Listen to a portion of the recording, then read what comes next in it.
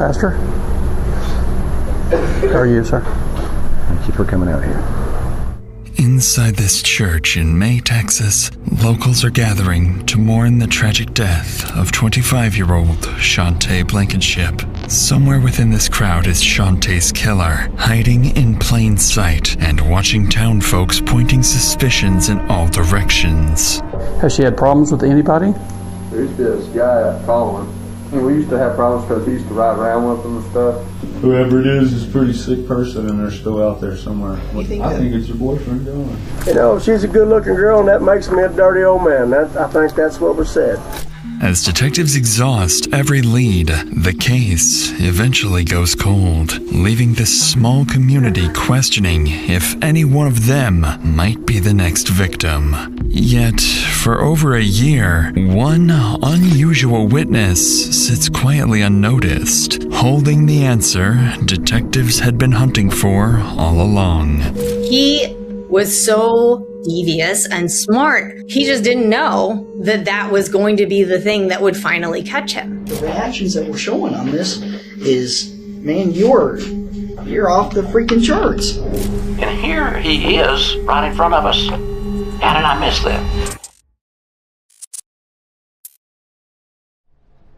It's May 15th in the small town of May, Texas. Nearly 48 hours have passed since 25-year-old Chantay Blankinship mysteriously vanished after going on her usual evening walk. Since then, church volunteers have searched tirelessly for any sign of her, until this Sunday morning, around 11 a.m., when one couple stumbles upon something. Carlyle, 911, what's the location of your emergency? I have no idea where I'm at. I am in the middle of nowhere.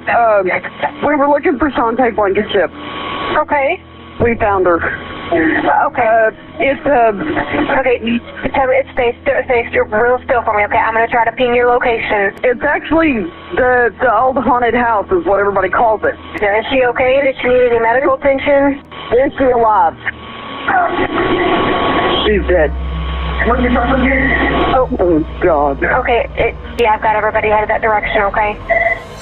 Right away, the Brown County Sheriff's Office dispatches 2 patrol deputies to the caller's location, an abandoned farmhouse nearly 25 miles away. Once they arrive, they find Charlie and Jackie anxiously pacing outside, ready to go into detail about the gruesome discovery they had just made inside.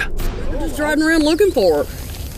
They did everybody met at 3 at the church to go look for her, and we were just driving around. We looked at every creek and culvert we could find. The peel-out marks were already here. Those over there, yeah. I've seen those tracks and they pulled in it. They didn't go on through. They were just stopped. These aren't y'all's? No, this is the vehicle we're in. Are those over to the gate? Are those your shoe prints? Probably mine. Yeah. Okay. Let's stay over here on the rocks and not walk around where there's any footprints. Don't let them leave there till I get out there, please. 10-4, they're waiting for everybody. To the deputies, this discovery immediately raises questions. The farmhouse sits miles out of town, in an isolated location that many locals don't even know exists. So, while they wait for additional officers to arrive, the deputy begins pressing for answers, trying to understand how this couple ended up here in the first place.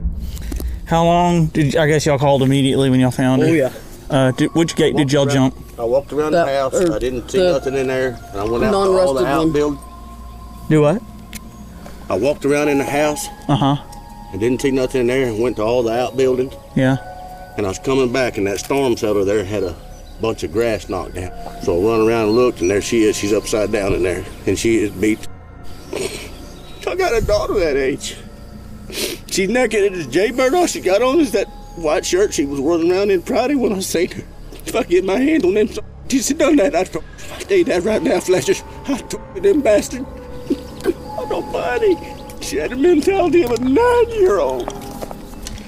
There's an old house back there. They apparently all met up at the church earlier at North Lake, and they were just coming out driving around looking. She's in a cellar. You serious? Yeah. I said they were just out looking for places. That old gray house. Yeah, I think so.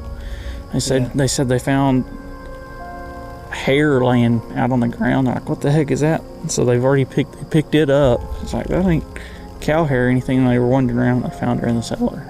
The gate's locked, so we'll have to cut it. But there's tire tracks that pull in there and then pull straight back out. Fresh tracks? Yeah, like today fresh. Indeed, these are very fresh marks, planting a terrifying thought in the deputies' minds that Chantay's killer could be somewhere nearby, keeping a close eye on the area. Shortly afterward, more units begin arriving at the scene, including the crime scene photographer. And as the deputies prepare to head towards the body's location, they'll soon realize that whatever the couple told them is nothing compared to what they're about to see. Watch that wire. Yeah. So it's on your gun. There you go. You're good. All right, here, John. Hold this. I'll step up here and I'll grab the camera and hold it. The bracelet's laying right on the other side. I'm assuming it's her. Okay. He said there's a little bracelet right here on the other side of the gate. He said, yeah, right over there in the middle of that grass. There's one of those wristbands, those little rubber bands like this one. It looks, the way this grass is right here, like someone's been through it recently or something. Knife laying on the ground. I don't know. Looks like it's been there a little while. Yeah, it's been there a while, but we'll go ahead and photograph it just in case. I don't see any blood anywhere though. I haven't seen drops. I wonder if someone pulled around to the back side of this house where it wasn't as obvious. Yeah, let's just follow the... We'll follow the dirt tracks.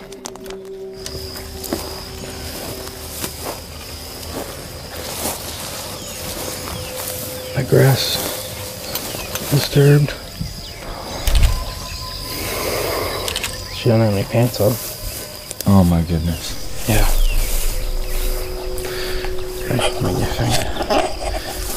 Video here. I want to say he said he pulled this metal back. We need to find out. I mean, because you can see where there's a path right through here. Man, this grass is still thick. There's not going to be any prints. This metal right here we'll need to process probably, or I would say. Here's another pink band right here, John. Oh, yeah. It's a legit homicide, it looks like. There's blood all on that rock right there. Once all your guys get out here, I'm sure they'll want to go through this building and make sure that there's not something inside here either. Yeah. On the ground, halfway inside the cellar, lies Chantay's deceased and partially clothed body, beaten so severely that she is almost unrecognizable. Beside her is a broken lawnmower blade stained with blood. Its condition and placement leave investigators with little doubt that they're looking at the murder weapon. All of it, the secluded location, the sheer brutality of the attack, and the way Chantay's body is positioned leave deputies wondering just what kind of a deranged person could have done this. Following this, Chantay's body is taken away for autopsy while officers clear the abandoned house. Inside, they find trash, empty alcohol bottles, and decay, but no blood or signs of a struggle. The next step for investigators is to speak with the remaining search volunteers, so they release the couple who found the body, instructing them not to tell anyone about the discovery to avoid alerting the killer. But that's easier said than done, because for Brown County, discoveries like this carry a familiar weight, as the area has been no stranger to tragedy. In 1989, 13-year-old Amanda Goodman was abducted while walking home from school and murdered. 7 years later, in 1996, 30-year-old Juan Laurels was found shot to death beside his burning car. Decades later, both cases remain unsolved. And even more recently, police recovered the remains of 2 missing residents in remote areas of Brown County. So while investigators hope to keep details of Chantay's murder from spreading, in a town this small, news travels extremely fast, and investigators are about to learn that the hard way. And this is the church, North Lake. Because May, Texas is a deeply religious community, the search for Chantay has been organized through the local North Lake Community Church. So investigators head there, but by the time they arrive, the situation has already changed dramatically. A volunteer firefighter has just informed Chantay's family that her body has been found, putting deputies at a significant disadvantage. And as the deputy approaches the church, he's met with uneasy stares from the crowd as he scans the room for any potential suspects. Okay. All right. I'm just looking. Oh. Good. I'm just making observations. Oh, appreciate it. The crowd. Thank you. You're not doing what, sir? Okay. That's fine. All right, come on. Hey, folks, could you have your attention just a minute? Folks? Hello? Ladies, gentlemen, if you believe you have information that will assist in this investigation, I ask you don't discuss it with anybody else. I don't want you to mix your notes with anybody else's notes or anybody else's observations. That's important because I want your recollections to be your own. Thank you very much for your cooperation. Pastor? How are you, sir? You're doing okay. Doing well, sir. Thank you for coming out here. You bet. While the community may not trust the deputy yet, they do trust Pastor Ron Keener. Having spent nearly 5 decades in ministry and years helping local charities, he knows this town inside and out, and having him on their side could prove invaluable to the investigation.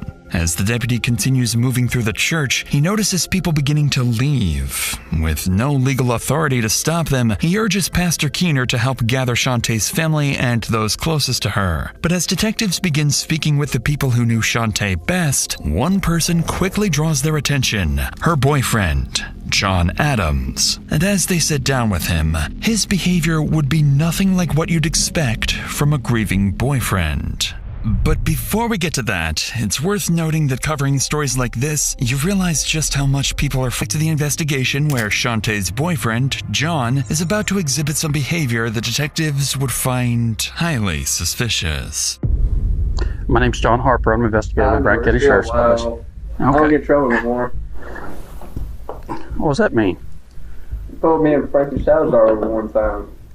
No, now I remember who you are. Yes, now I remember who you are. How long have you been with her? A little over 3 years, October 17th. Okay. How did you and her get along? How we got along? Yeah. I mean, there was times, I ain't gonna lie, we'd argue, but she's not capable of handling things. Mm-hmm. She has no problems. She has a habit of yelling and stuff, and I just try, sometimes I'd leave, and then sometimes I could just talk her out of it and be nice, and she'd calm down. Mm-hmm. But she just has, I hate to say it, she expressed herself different. Sometimes it was like a wall, but she showed me love, you know what I mean? Despite just learning that Chantay has been found dead, John doesn't ask a single question about what happened to her that night, leaving detectives to wonder if he somehow already knows. At this stage, deputies are looking for anyone who may have had a reason to harm Chantay, and without hesitation, John would point investigators towards another man, someone who had just slipped out of the church the moment the deputy arrived. Anything else has she had problems with anybody? There used to be this guy, Colin. Guy where? Colin. Yeah. What about Colin Smith? Well, we used to have problems because she used to ride around with him and stuff, and he used to just do stupid stuff, and he ride around drunk, stuff like that, and I didn't like that, and I should hang around and stuff, but she pretty much, me and him got into it one time because he came out to the house. She was drunk there, all drunk. Mm-hmm. I'm off of work. I'm thinking, what the hell? And me and her stepdad were out there and straightened out, and I never heard much out. He pretty much turned his nose and let it be. Okay. And then I've heard off and on she goes over there. But it's just something I can't really get myself upset about, but I'm not foolish over. As John's interview comes to an end, deputies still aren't sure what to make of him. Although he agreed to speak with them voluntarily and remains cooperative, detectives find his behavior oddly unconcerned. For now, John points investigators towards the only possible suspect he can think of, Colin Smith, a man deputies soon learn is no longer at the church. And as the church empties and the night comes to an end, detectives decide to wrap up the interviews and continue the investigation at first light. But when the community finally learns who the killer really is, they would be left speechless that someone they thought they could trust was capable of such evil. I mean, we've got her's been brutally murdered, and here he is right in front of us. How did I miss that? How did I miss it? The next morning, just as deputies prepare to head back into town, they receive a major update from the forensic team. The initial autopsy results are in. Chantay's cause of death is determined to be blunt force trauma to the head and neck. Her injuries are consistent with the broken lawnmower blade found at the scene. She has no defensive wounds, while bruising on her arms suggests she had been dragged by the elbows. But investigators uncover something even more disturbing. Chantay's body had been violated as she was dying, or even after her death. Male DNA is recovered, giving detectives their first concrete clue about the person they're looking for. And combined with the sheer brutality of the attack, investigators begin to suspect that this was not the killer's first time, and that other victims may still be hidden somewhere. At 10 a.m., deputies make their way into town and split up, interviewing men throughout the area and collecting DNA samples in hopes of identifying the killer. Suspecting they're dealing with a serial killer, they know they can't afford to waste time, as anyone could be a potential suspect. But the terrifying part is that they have no idea which of those encounters will be the one with the killer. I guess you know why I'm here. Well, I'm sure it has something to do with Chantay. Yes, sir. What do you know about Chantay, sir? I lived here about 4 years, and she walks up and down the streets every day. Something was said, and I'm not sure about the source because I was just assigned to come out. Okay. Something about, that you had said that you get excited when you see her.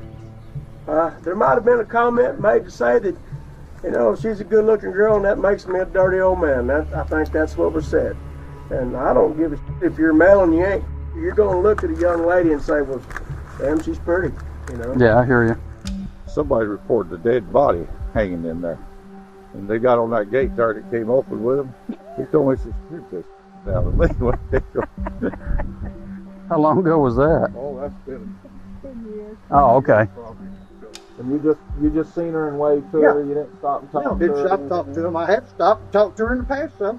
She's a good little girl. There's boys that would want to be with her, and John said that he was her boyfriend. She'd say Colin was her boyfriend. You never know, After speaking with more than a dozen residents, detectives uncover a troubling reality. There is no shortage of men who knew Chantay, knew her routine, and may have had the opportunity to harm her, meaning there are still too many possibilities and no clear suspect. So, in search of a breakthrough, the lead detective contacts Chantay's family and learns from her mother, Michelle, that the last person likely to have seen her before she disappeared was her closest friend, Caitlin. After getting Caitlin's address, detectives drive to her house, unaware that the woman they're about to meet may hold the key to unraveling the entire case. Because no one in this house knows Chantay better than she does, or the three strange men who had recently entered her life. Caitlin, we're just trying to get as much information on this as we can. Will you just kind of tell me about Friday? What was she talking about? She was talking to me about a whole bunch of different stuff. One thing that really got me was she told me her and Colin got back together. Her and her boyfriend John talked about how they broke up because she didn't like him. And then said that actually Colin told her to meet him in the shed behind his house that night. Sorry. It's okay. Take your time. And then this guy, he drove by us in Bronco. It's white and red. When you see somebody you think is really creepy, you kind of get this. He looked kind of creepy, and he waved at her, and she was like, yeah, that's so-and-so. He really tripped me out. Caitlin points to the three men who may have been involved in Chantay's disappearance: John, Colin, and a third man she can't remember, except for one detail: a red and white Ford Bronco. Once investigators locate the only matching vehicle registered in the area, the name comes back as Bobby Sosa. So with 3 potential suspects now at the forefront of the investigation, John, Colin, and Bobby, deputies split up and head out to each of their homes. The first team makes their way to Bobby's property, and when officers arrive, they're immediately struck by something unusual: a strong odor coming from inside the trailer. Just to follow up on everything, I don't think you were being, misleading with us or anything, but just for us to cover anything since the vehicle's in the area, do you mind if we go in your trailer and just make sure everything's okay and there's nobody in there? Yeah, you can check. There's nobody in there, but it's a mess. It's just more just to cover all of our bases. Sure, I'm saying we did. No problem.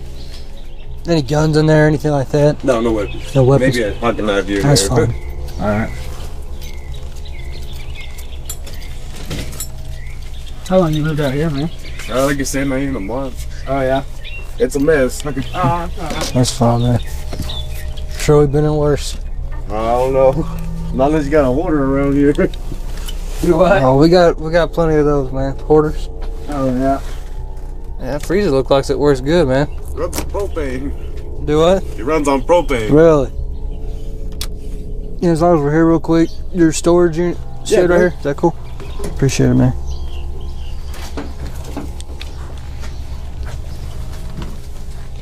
You don't have a dog, do you? No.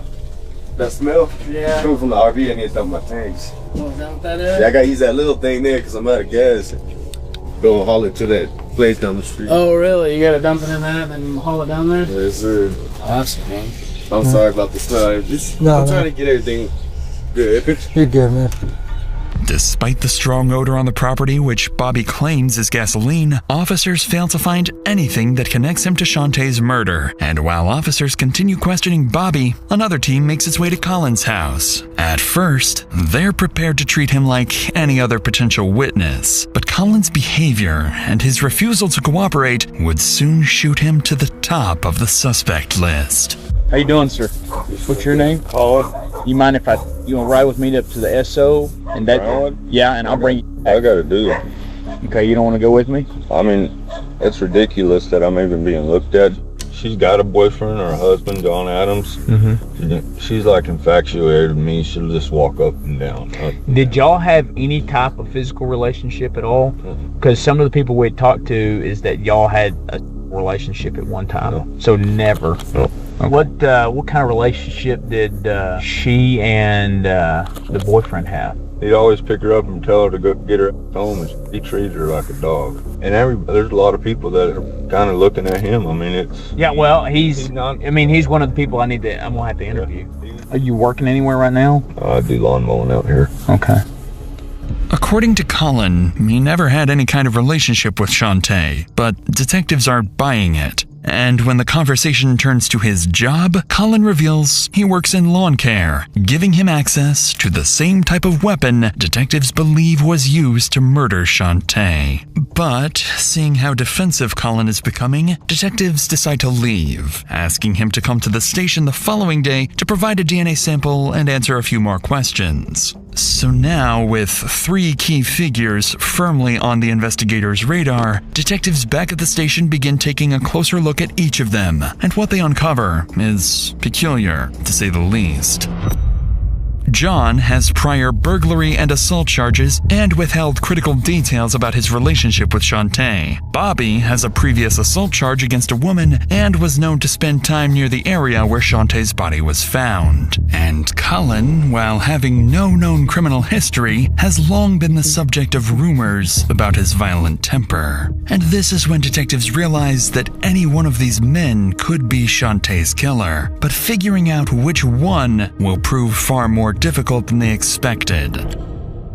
As the day comes to an end, rumors begin spreading throughout the community, and neighbors start keeping a watchful eye on one another. And with Chantay's funeral set for the following day, detectives will be doing the same, watching the crowd for a killer hiding in plain sight.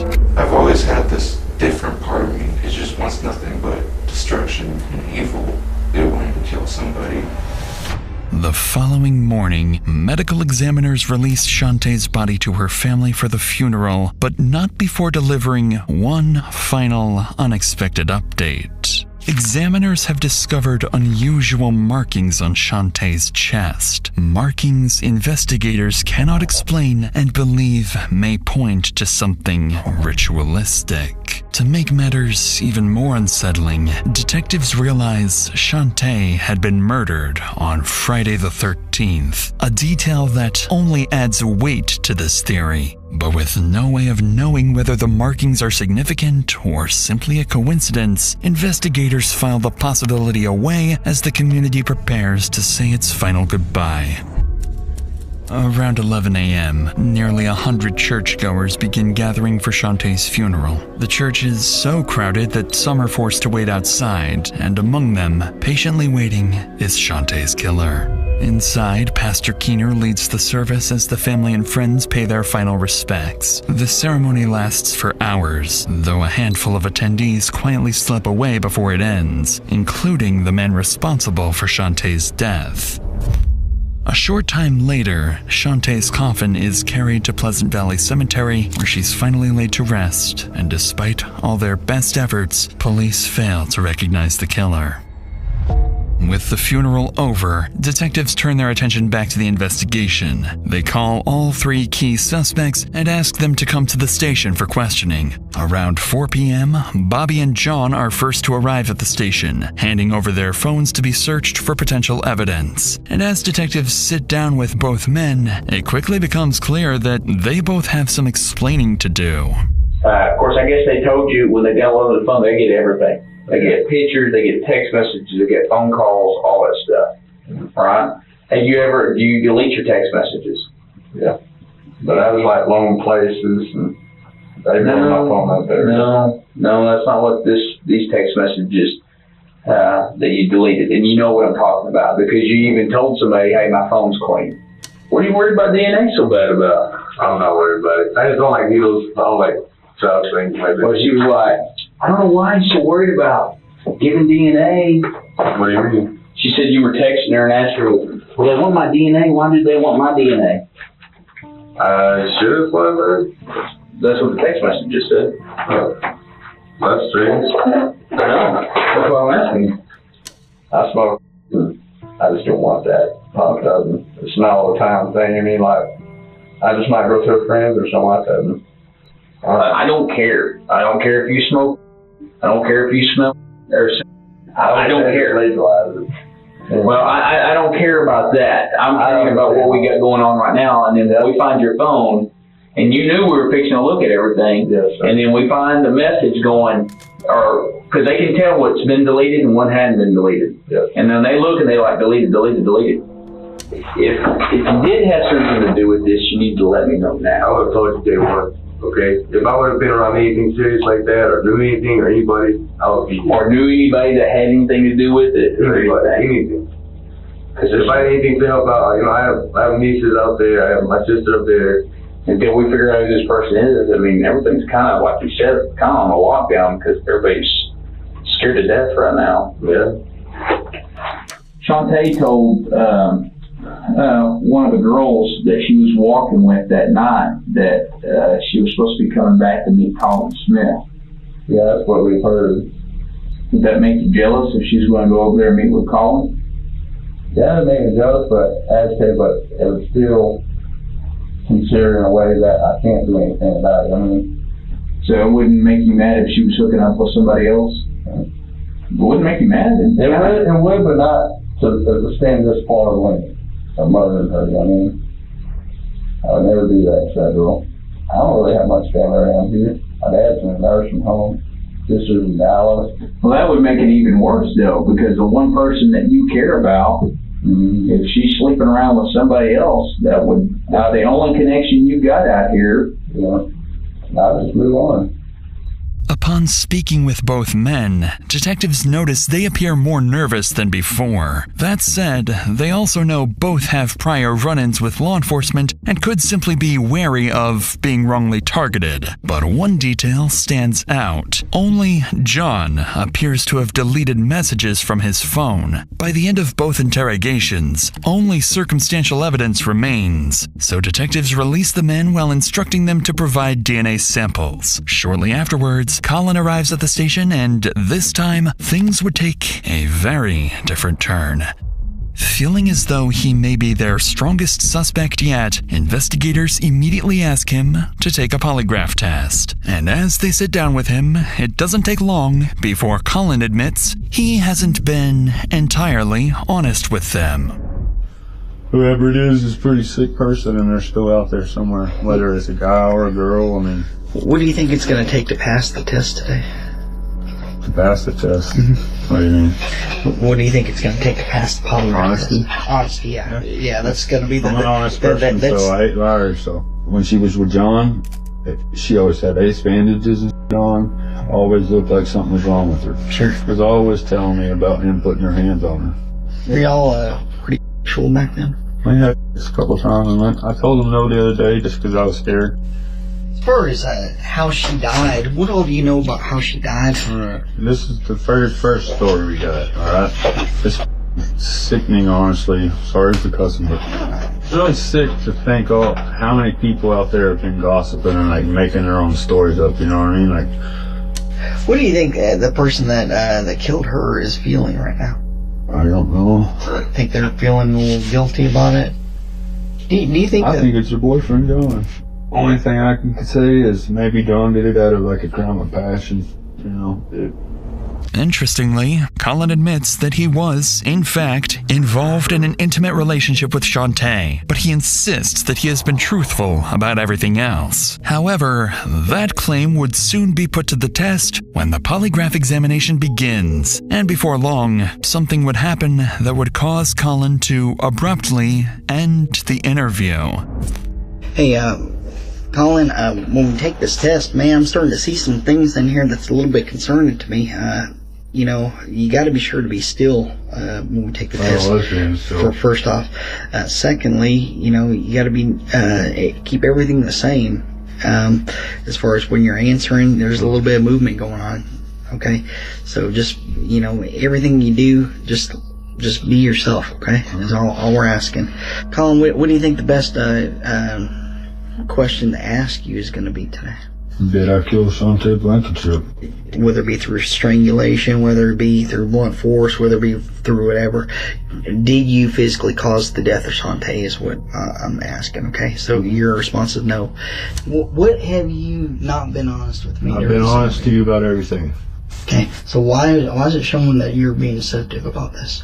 I guess because I don't understand how what's showing. Tell me what's showing. You're not even showing any reactions to those questions where I'm telling you to lie about it. Where I'm telling you. Because he told me to stay as calm as I can and look at the board, so I'm just saying yes and no. Yeah. Yes and no. And you know what? The reactions that we're showing on this is, man, you're off the freaking charts. I'm telling you, I didn't do anything wrong, and I'd like to leave. And that's up to you. I can't force you to be here, but you know you're the one that's that needs to clear this thing up. I did come in here to clear it. I gave DNA right off the bat, the very first one to test for DNA, and I came in here willingly. This is a bunch of crap, man. Yeah, there's the door.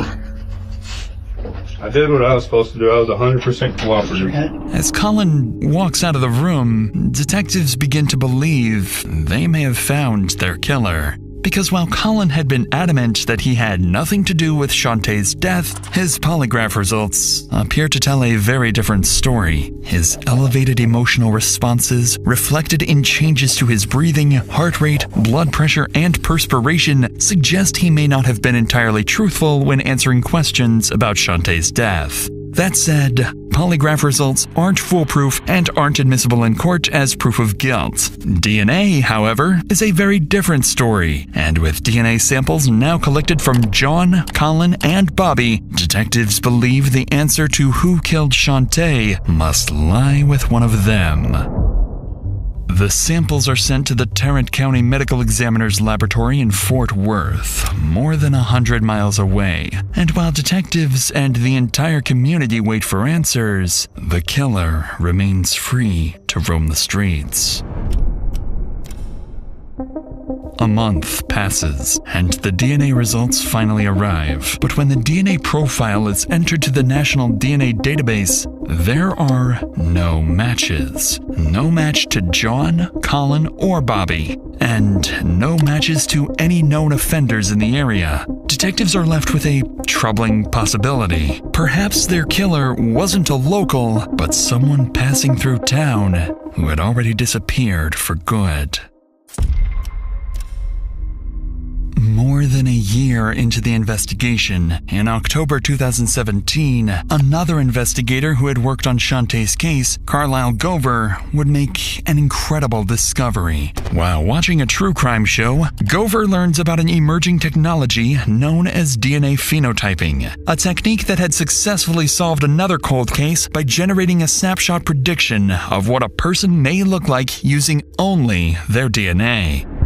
The next day, Gover rushes to tell the lead detective, Scott Bird. Within hours, the $4,000 needed for the testing is secured and the DNA is submitted. And as the image slowly begins to take shape, suspects would be eliminated one by one until the true killer turns out to be someone no one ever expected. Yeah, by the time that the Blankinship case came along, we had a couple of cases that had used the phenotyping information to help solve their cases. Given the investigative capabilities that they had at that time, which were not DNA, he managed to avoid leaving any clues that got him caught. But he did leave DNA. He just didn't know that that was going to be the thing that would finally catch him. This is Dr. Ellen Greytak, Director of Bioinformatics at Parabon NanoLabs, the company behind the Snapshot technology detectives used in the hunt for Chantay's killer. Within weeks of receiving the DNA evidence, Parabon's team analyzes the sample and generates a snapshot report predicting the unknown suspect's physical appearance. And as soon as it lands on Scott Bird's desk, he immediately recognizes the man, 21-year-old Ryan Riggs. Years earlier, before entering law enforcement, Bird had taught Ryan in the 5th grade. When detectives dig deeper, they discover Ryan had been there the entire time. He was a longtime family friend, attended Chantay's funeral, rode around with John calling out her name during search parties, and even hugged her parents at the wake. Detectives now know it was all an act, a years-long act that Ryan managed to maintain perfectly. On November 9th, officers head straight to his address, but instead, they're met by Ryan's parents, who reveal that he has already fled. Within hours of the image being released, Ryan manages to slip away, and once again, police are back at square one, until the following evening at a church service when Ryan decides to do something completely unexpected. As I do before every service, Scott, I stand in the parking lot greeting people, and there was Ryan standing there with his mother, Michelle, and he said, I'm going to turn myself in tonight. He said, I murdered her. And I said, at that point, I'm going to step out in the parking lot and call Sheriff Hill. We're going to take you to the law enforcement center. He said, yes, sir. I want to confess to them. To detectives' surprise, less than an hour ago, Ryan had unexpectedly shown up at a Wednesday night service where he made a horrifying confession. He was responsible for murdering Chantay. Not only that, he had just walked into the sheriff's office alongside Pastor Keener, saying he wants to turn himself in. Baffled by the situation, detectives bring Ryan into the interrogation room, and when they sit down with him, they let him speak, trying to determine whether this young man in front of them is truly the dangerous killer they've been hunting for nearly 2 years. So this happened on Friday the 13th. Tell me about that day. How'd you start that day out? I don't remember how I started the day. It was just like an average day to me up until I did what I did. I had stopped and asked her if she needed a ride, and she got in my truck. And then out of nowhere, I just put my left arm around her and began to strangle her. I went back to my truck and got a lawnmower blade out of the back of my truck.